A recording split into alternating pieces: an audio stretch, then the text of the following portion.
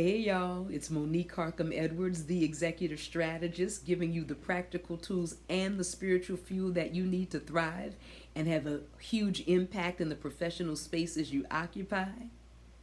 I was reading an article that was in Vanity Fair in July of this year. It was an interview with Serena Williams, the tennis great, in my opinion, the greatest of all time.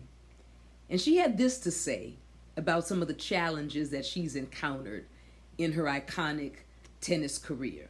Serena said this: "I felt defeated and disrespected by a sport that I love, one that I had dedicated my life to, and one that my family truly changed, not because we were welcomed, but because we wouldn't stop winning." I want you to pay attention to that last part. She and her family, her sister Serena and Venus, they changed the game of tennis forever. Not because they were welcome, not because people wanted to see them out on the court, but because they simply wouldn't stop winning. They were by definition a force that had to be reckoned with. I want you to think about how to apply that in your own life. There are so many situations where we are not going to be welcomed or celebrated or invited because of our gender, because of our ethnicity, because of our social standing, because of our accents. The list goes on. There are so many reasons why people might not celebrate us, invite us, or welcome us.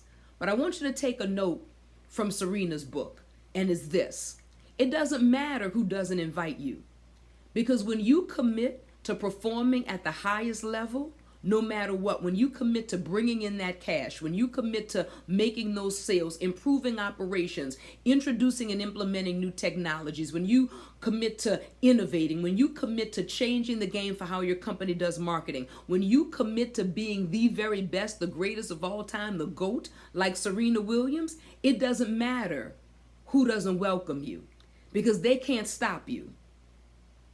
The question is not, are they going to let you?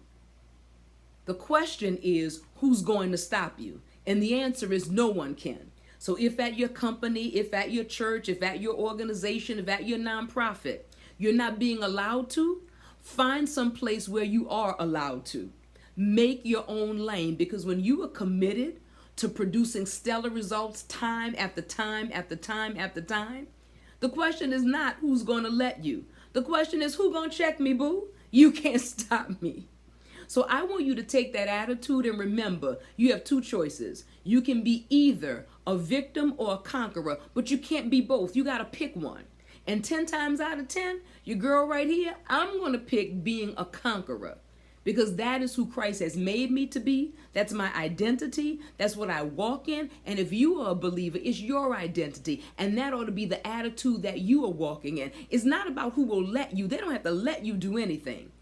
When you perform and deliver at a high level time and time again, the question is, who's going to stop you? Maybe that means you shift companies. Maybe that means you shift your nonprofit. Maybe you move to another area. Maybe you start your own thing. But your attitude always has to be, I don't need to be welcomed. I just need to keep winning. So I hope that has encouraged you to go out and do your very best and excel in every area, everything that God has called you to do, be all that He's called you to be. And the excellence is what is going to kick the door in. And if that door doesn't get kicked in through your excellence, move on to someplace else. You can create your own lane. But move in excellence and always adopt the posture of being a conqueror. As a matter of fact, the word says that we are more than conquerors through Christ who loved us. So have that mentality. It's not about who's going to let you. It's about the fact that nobody can stop you.